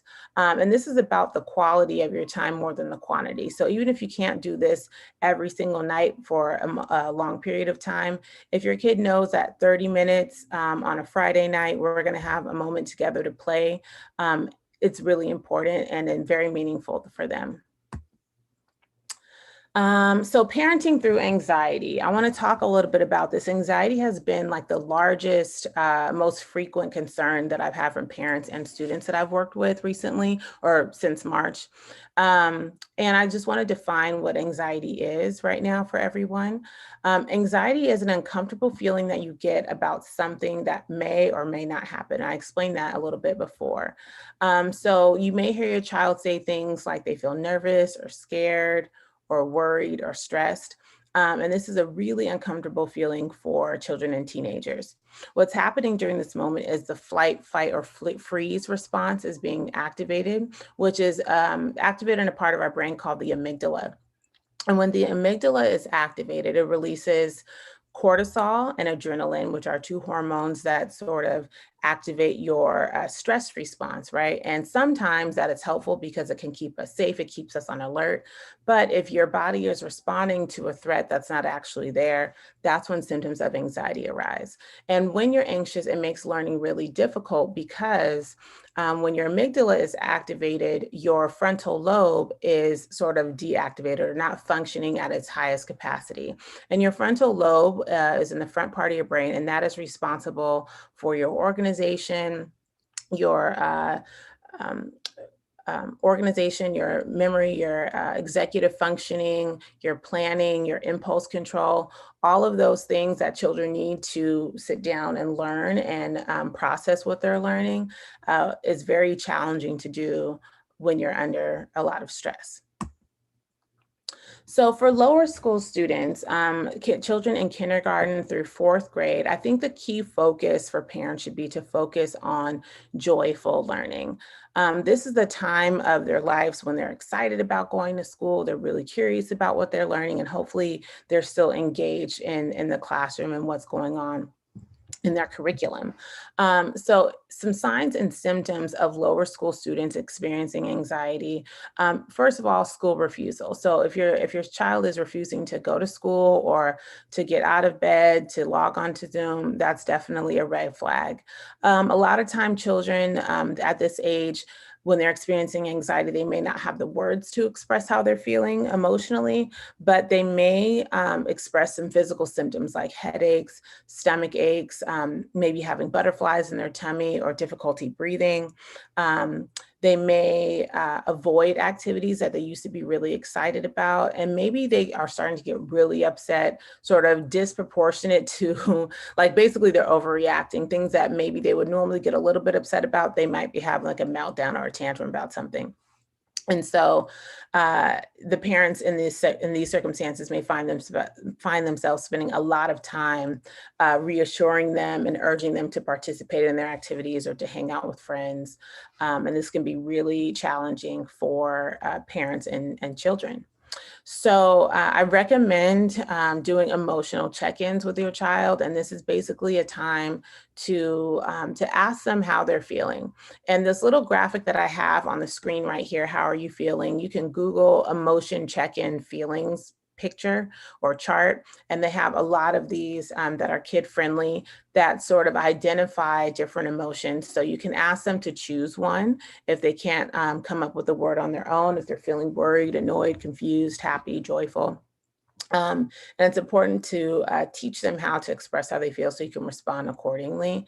I recommend exploring this with them during a time, hopefully not right before bed, because we want them to be able to get to bed peacefully, but a time when they're calm and undistracted, and you can have the bandwidth to sort of respond to their emotional needs in a calm and consistent and comforting way. I also want to remind parents of lower schoolers that it's really important to continue to set boundaries, make sure that you have rules and expectations. And this is actually really helpful for children because it makes them feel like there's more structure and control in their environment. Even though kids may complain about the rules secretly, they really need them and they actually enjoy them. It helps them to feel more secure when their environment is predictable. So setting out clear expectation for what you want them to do, especially having them know when you're available and when you're not available is very helpful. It's also helpful to sort of preview and count down as you transition. So if, it's almost going to be time for bed, you can let them know you got 5 more minutes before to finish watching your show or 5 more minutes to play your video game. You can even set a timer on your stove, or if you have an alarm clock on your phone, you can set an alarm to let them know that the time that they have is running out. So that way, the expectation is set clear. I also recommend when you are giving instructions, don't yell it from across the room. Sometimes we know our children have selective hearing, so it's important that you make eye contact with them, speak in a clear voice, and then even ask them, tell me what you heard me say. What is the instruction I'm asking you? And have them repeat back what you said so you can be really clear that they're clear about the instruction. And then finally, I think it's a really great idea to set a goal or a daily challenge for independence and then praise or reward them for that. So if your goal for them is to make their bed by themselves or to get dressed or maybe even make their own lunch if they're a little older, to pack their own snack, to be kind to their siblings, whatever their goal is for the day, make sure that they know what it is. And when you catch them doing that or they complete that task, make it a really big deal that not only did they do what you asked them to do, but they did something that was, they did something independent on their own. For our middle school students, the key focus for kids around 5th through 8th grade is self-advocacy and independence. So at this age, kids are starting to get a little older. They are probably in more advanced classes. They may have more than one teacher and maybe changing classes. And this point in their education is really important that they learn self-advocacy skills and how to reach out, how to ask for help, and start to do things on their own. So, signs and symptoms of anxiety in middle school. Again, there's physical symptoms like headaches, like I mentioned, maybe going to the nurse's office a lot. So if your child is back on campus and they're frequenting the nurse's office, but they have no symptoms, it might be because, no physical symptoms rather, it might be because of anxiety. If they are reluctant to work on a team, if they have a hard time making choices or giving suggestions. Sometimes kids around this age can be really rigid and inflexible, excuse me. And we also start to see some rise of perfectionism. So unless they can guarantee that the outcome of their task is going to be perfect, sometimes they'll avoid participating in it. And then lastly, maybe some irritability and behavioral concerns may arise. So free time for middle schoolers, I think, is important, especially while they're going through puberty. They kind of need their space to sort of be by themselves, and their relationships with their friends become really, really important. So it's okay to let them have some downtime. I definitely encourage some non-screen time activities, especially with our kids being on the screen so much for school. So trying to get them outside, especially if God continues to bless us with these 72-degree days like we are this weekend. Try to get outside, go for a walk if you're able to. Books are really fun, board games, art activities. Try to do some activities that can be uplifting and silly and fun, especially during this time. Try to also make sure that some of their leisure time is physical activity. I know a lot of our kids may not be able to get the PE that they were getting at school on a regular basis, so that's really important. And then also make sure that if they are on YouTube or watching Netflix, that passively watching information is okay, because it sort of lets us escape for a little bit, but you don't want them to constantly consume information that requires no thought or no engagement. So I recommend, first of all, knowing what your child is watching and then asking them questions like, well, what do you think about that? How would you handle that if you or your friends were in that situation?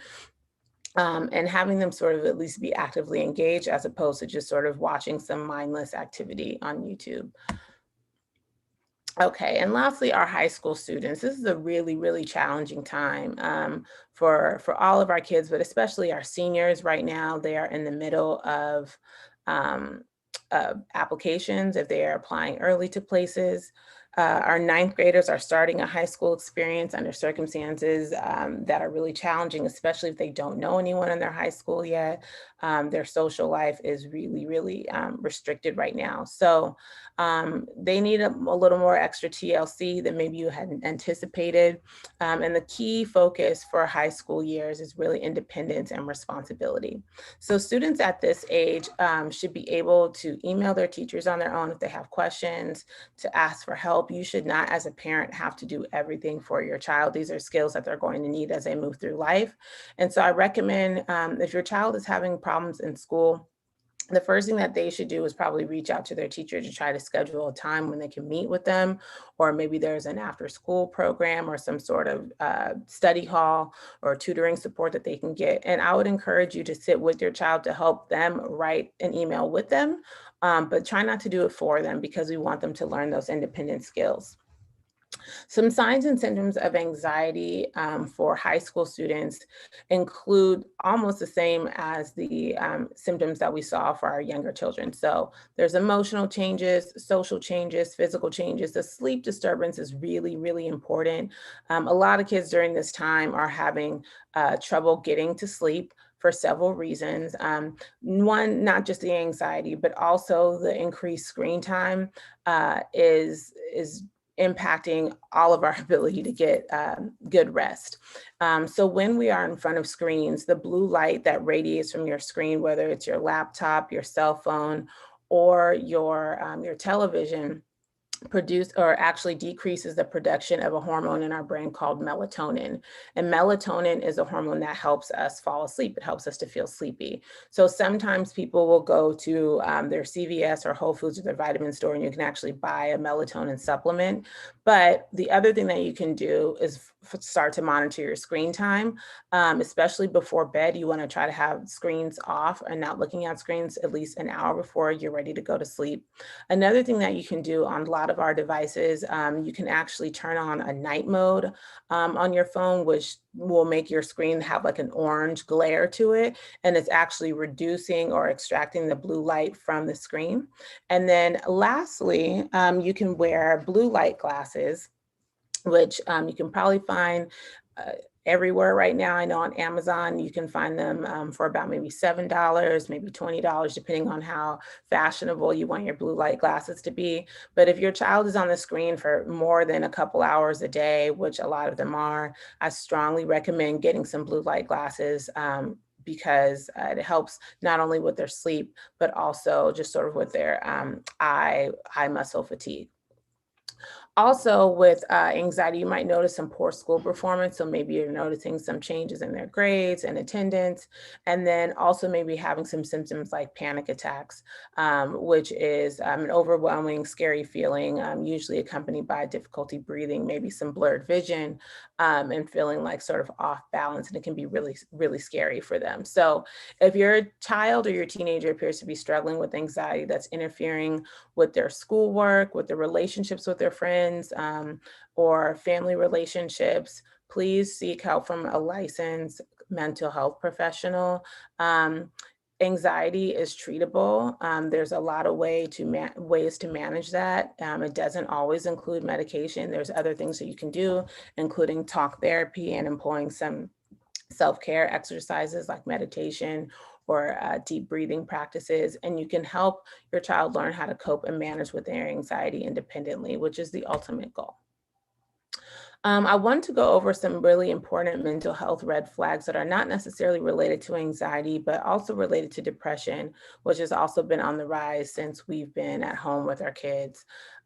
So if you notice that your child has been sad, withdrawn, and crying almost daily for no reason in particular, that's important. Obviously, if they mention or say anything about wanting to harm themselves or not wanting to live anymore, if they're involved in really high risk behaviors, like using drugs or alcohol or running away, anything like that, that's a red flag. If they have this sudden overwhelming fear for no reason and accompanied with like a racing heart and physical symptoms, that's a sign of a panic attack. Also be mindful of diet, right? So if your child is not eating or they're not having an appetite, or you see them on the other end of the spectrum by maybe comforting themselves by overeating, that's important to be aware of. Mood swings, obviously, especially when they start to cause problems in their friendships and their relationships with everyone at home. Difficulty concentrating, that's impacting their grades in school, and then just like general anxiety and being fearful about what's going to happen. One of these things in and of themselves is not necessarily a concern, with the exception of threatening to harm yourself. But if you see a combination of things, that is definitely a sign that your child may need some support. So for example, if they're having difficulty sleeping and that's it, it may not be a red flag, but that in combination with feeling really sad and not connecting with their friends and not doing well in school, there's a sign that something else is going on that may need some attention. If you're concerned about anxiety with your children, this is a list of some questions that you can ask them. And you can ask them, is there anything worrying you? What are you doing for fun? How is your body feeling? Are you having headaches or stomach aches? Is anything making you scared or worried? And have you been having problems paying attention and focusing? If you're concerned about depression, you can ask them if they feel sad or if they've been feeling irritable. A lot of times for teenagers, their symptoms of depression may not mean that they are crying and in their bed in the dark all day. Actually, teenagers' symptoms of depression usually include irritability and anger. So You can ask them if they know what's been upsetting them or if they've noticed that they've been upset lately. And you can ask them how their relationships with their friends are going. Ask them how they're sleeping during the night, if they're able to fall asleep, if they're waking up periodically or having difficulty getting up in the morning. What can you do? First of all, be patient, calm, and reassuring. Let them know that as their parent, you love them. You can do whatever you need to do to make sure that they are healthy and safe. Try to be positive about their ability to manage the situation with support and that they don't have to do it on their own. You can help them celebrate the small wins, right? So maybe they're not where you want them to be, but if your child is having a difficulty getting to class on time and that's what they did that week, even though that may be a small thing to you, for someone who's dealing with depression or anxiety, it can be really challenging. So you want to you want to praise them and reward them for their efforts as well as their successes. Be a model for your child, like I mentioned before, and really make sure that you're managing your own anxiety because your child is connected with you and they can tell when their parents are not doing well. And you want to make sure that you're taking care of yourself and managing your own anxiety so that you can be a support to them.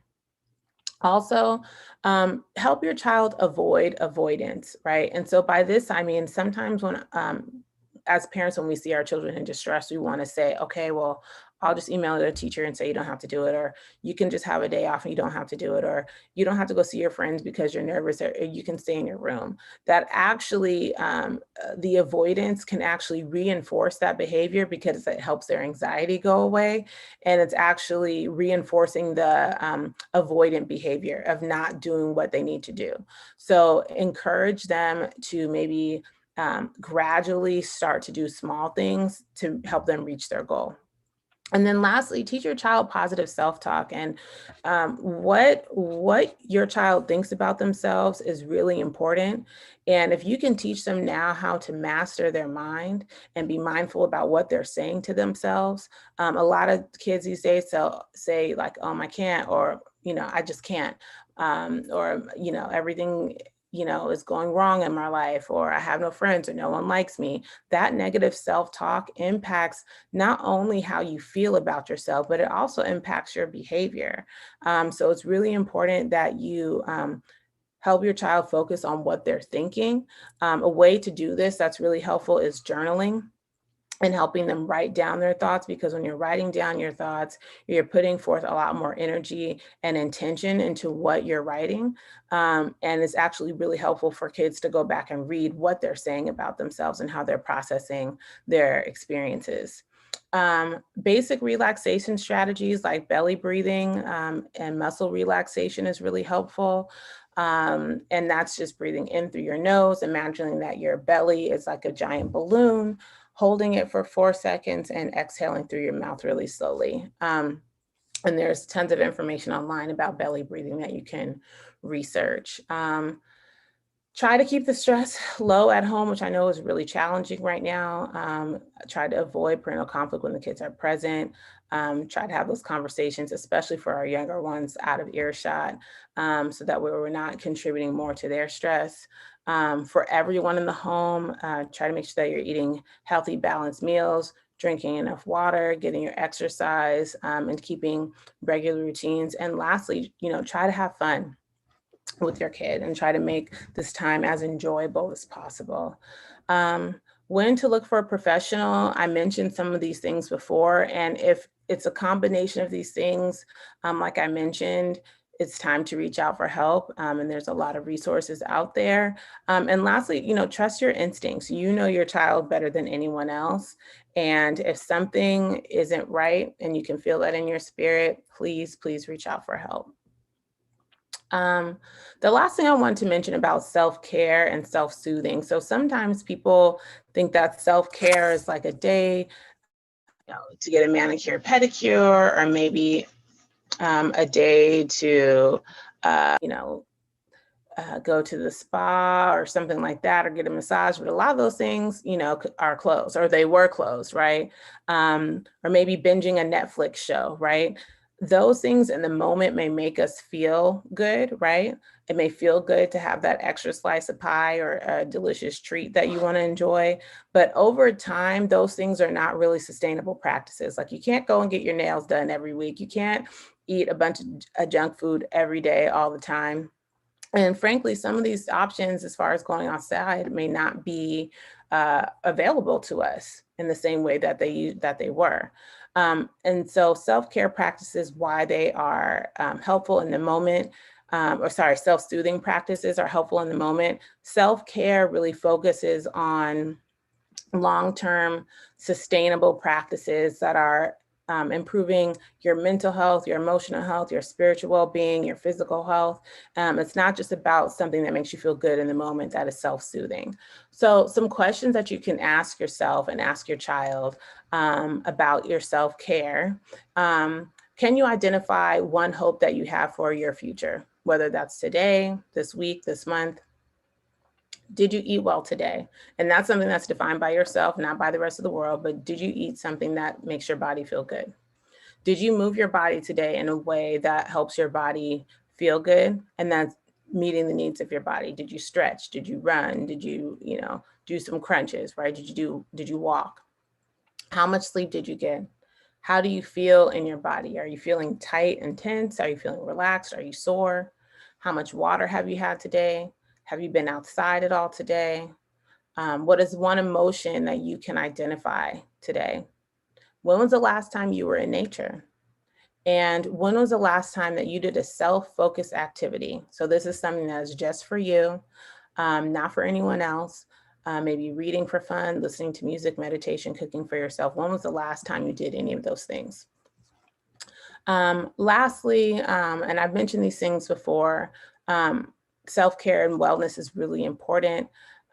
Gratitude checks, I think, reminding yourself what you're grateful for every day. Every day there's something that you can be grateful for in spite of everything that's going on in the world right now. You woke up this morning, you have access to food, you have friends and people in your life, right? You have a home, you have a car, a vehicle, you have clothes to put on. Anything that you're grateful for, be mindful of that. There's always something to be grateful for, and you can choose not to complain about your circumstances.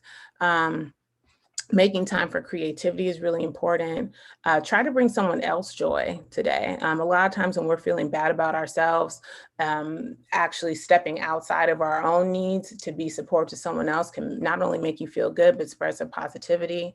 And really try to focus on some of these things on this list to improve your overall wellness. I have a couple slides on things that you can do tonight, and I'm happy to share these with your participants today. This is one last thing that I wanted to share with you, and I'll make sure I'll send this to you guys. So I am part of a group online that shared this back to school care package, and I know we're already done with our first quarter, but I'll send this to you guys. It has a ton of ideas, tips, and tools for kids and parents about things you can control, some activities to talk about your self-care and your emotions. And so I'll make sure I'll get this to you guys.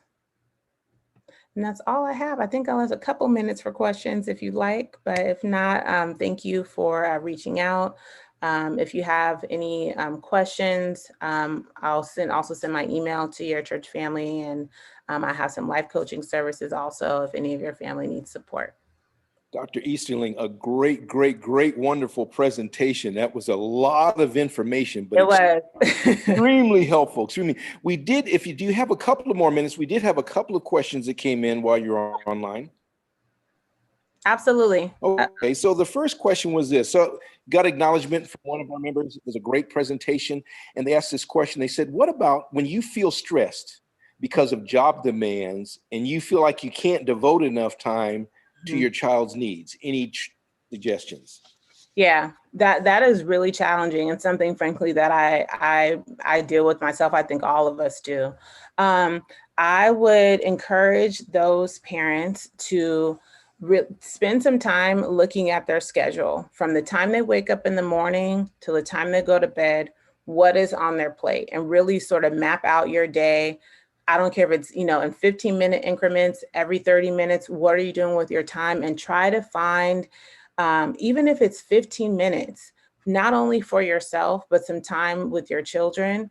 And like I said earlier, it's not the quantity of time, it's the quality of time. So if you are able to put your things away and be present and be focused for 15 minutes, and if you can share with your employer, and I don't know how supportive everyone's employer is, but say like, hey, between the hours of 6:30 and 7, I'm eating with my child and helping with homework or spending time with them.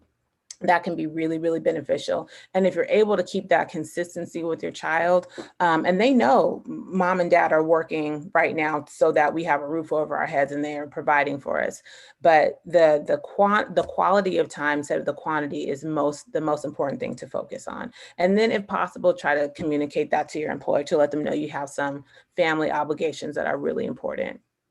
Right. Very good. Very good. Thank you so much for that tip. I can just imagine that if people would recognize that because we are in these different times, you have to think through it and not just react, Yes. then you can be able to address them. So I've got 2 more questions. Here's the next one. It says, what if your child is refusing to do schoolwork right now? That school refusal is a very common situation right now.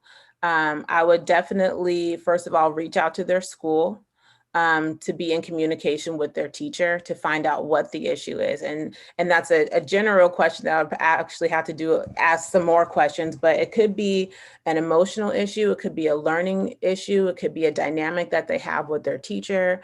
It could be because they're maybe depressed, right? And they're not able to do that, right? So it's definitely a concern that I would say you need to reach out and get some more support. Because I don't know what those answers are. I would try off the top of my head, I would say, ask your child, what is it about school that they're not enjoying, right? And if it's a particular subject or particular area, or maybe they only feel like they can sit down for, 15 minutes at a time and it's just too long, that's okay. So now we're going to set a timer for 10 minutes and let's see what you can do in 10 minutes, right? And after you get through that 10 minutes, I'm going to praise you. You could take a break and then we'll get through the next 10 minutes. And hopefully you can sort of stretch that out to 30 minutes at a time. It's also okay for kids to take breaks. These are long days, especially if your child is at home full-time learning remotely. Sitting down in front of a screen is not how children learn. That's not the most effective way to learn. And frankly, your teachers, this is not how they plan to teach. So if you need to reach out to your teacher to say, hey, my child's having a really difficult time being on screen, they're going to take a break or they're going to turn their screen off and maybe just listen for a little bit. That's another thing. If they're having some attentional issues, things like ADHD, there's also some fidgets and toys that can help them to become more focused, but it's hard to answer that question without asking more questions, which is what I do. But I'll definitely send my information. So if that person wants to reach out to me, I can maybe support them and talk through those things with them. Very good, very good. And yes, we weren't trying to get a full psychological analysis. We know that's not possible. but those were some good tips. I'm hearing a common theme, and that is this.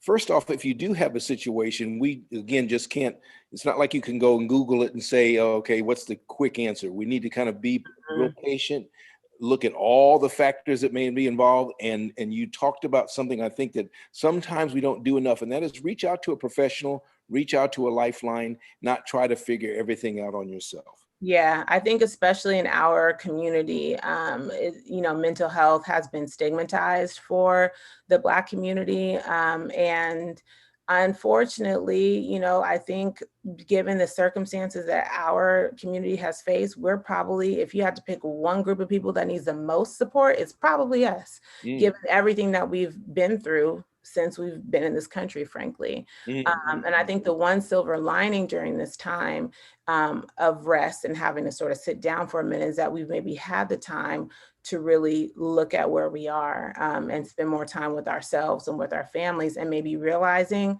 there are some things that need to be addressed. So I definitely encourage people to reach out to a mental health professional if you need it.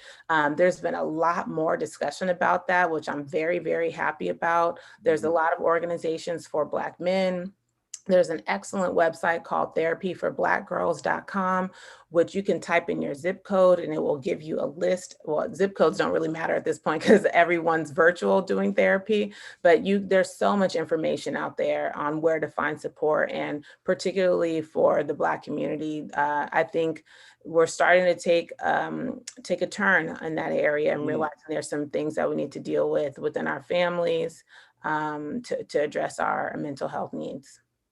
Great, great, great. Thank you. And could you run that URL by us again for the one you just? Oh, yes. So therapyforblackgirls.com. And even if you're not a Black girl, they have a ton of information. It's definitely geared towards Black women. But the listserv is what I found most helpful when I'm trying to find referrals for families. You can type in a list and it'll give you a list of all Black women therapists. And this is the national database. So, and they also have a podcast and they also have a blog with a ton of information. So therapyforblackgirls.com is an amazing resource. Wonderful, wonderful, wonderful. Well, one last question before we wrap up and let you go, because I know that you have your own family to take care of as well. So we're so appreciative of your sharing. But the person has a concern in this area. My child is doing a lot better in school right now because that's their focus and that's really all they have to do. But when we ever get back to a normal environment, I'm concerned about it going back to the way it was or regressing. So I guess really the heart of that question is, how do we avoid people regressing from the good habits they've developed during this time? Well, the first thing I would do is to tell that parent to stay present because we don't know when we're going back. And right now you're worrying about something that may happen like 6 months from now, right? Your kid may be at home till June. We don't know.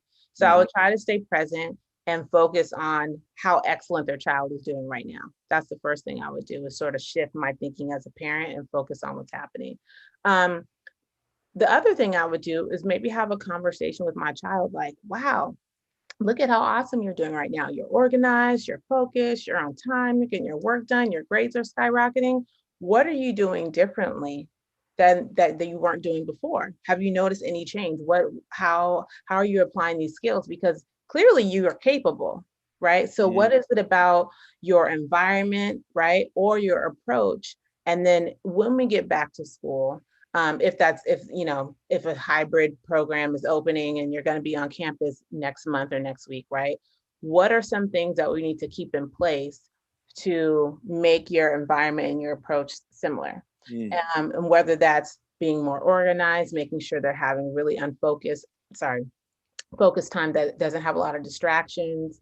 If they're communicating more with their teachers, there's some strategy that the kid has actually figured out to find some success.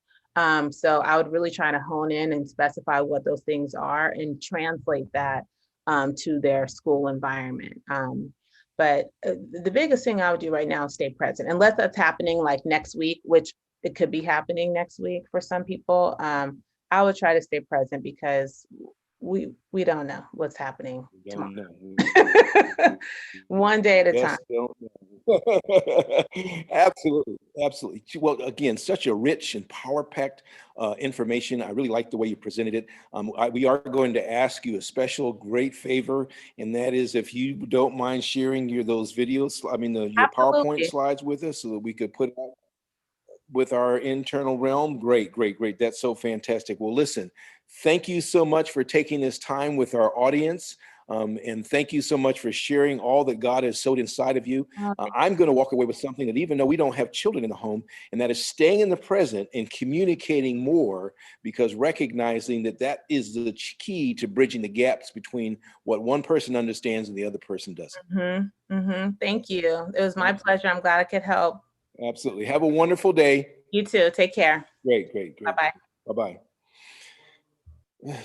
So go ahead now, people, and I want to just bring you up to a place. We're closing out for this afternoon. We're going to just give you a quick reminder of what to expect. But first off, let me do just a very brief recap of what you experienced today. We started off with young Natasha Frisk giving us a wonderful recipe and doing a live cooking of an avocado breakfast sandwich. I thought that was great. I really liked her tips about putting some lemon juice in it. It freezes and you can keep it away for a while. Secondly, we then had a group of men talking about our financial health. And one of the things that they really shared with us, in addition to the biblical principles, was the understanding that we have to be conscious about what we're doing. And we don't want to be in that situation where your 85-year-old person is looking back and saying, gosh, I wish my 35 or 25-year-old person had done better. And then finally, we got a chance to really go through and understand a little bit more about the challenges from a psychological perspective from an expert in Dr. Easterling. So, you're ready for this afternoon because we're getting ready to take a break now. And if you're like me, I've been on my feet for a while. I've absorbed a lot of information. My mind is saturated. I want to go get a healthy snack. And I've got some grapes and some walnuts. They're waiting for me. I don't know what you have, but we're going to be back at 1:30. Now, when we come back, here's what's important. So don't rush away. Don't click off yet. Bring a chair and a couple of bottles of water, a couple of hand weights, because we're going to launch right into our afternoon session with some chair exercises. And then we're going to talk about a healthy sandwich, again, that we can be feasted by through the instructional presentation by Natasha Frisk. We've got some other great things going on this afternoon. We're going to do another round of financial instruments. We're going to do some other exercises this afternoon. We're going to talk about your dental health this afternoon and just a lot of rich things. We've got a power pack schedule from 1:30 all the way to 4. So we're going to be back at 1:30. You can go right back into Facebook or YouTube to get to us. That's all you need to do, and you'll be able to see the link. When you come back at 1:30, hopefully you've had a chance to take a break, relax, refresh, get some fresh air. Dr. Easterling, what she said was so important to all of us. Let's step outside, get some fresh air, and then bring your chair and bring some hand weights. Get ready to do some chair exercises and enjoy your afternoon. So we just want to thank you for the time that you spent with us. We want to say that we hope that you've been encouraged, that you've been inspired, and that you've been educated. So on this afternoon, we will look forward to seeing you right back here at 1:30. God bless you and enjoy your break. We'll see you soon.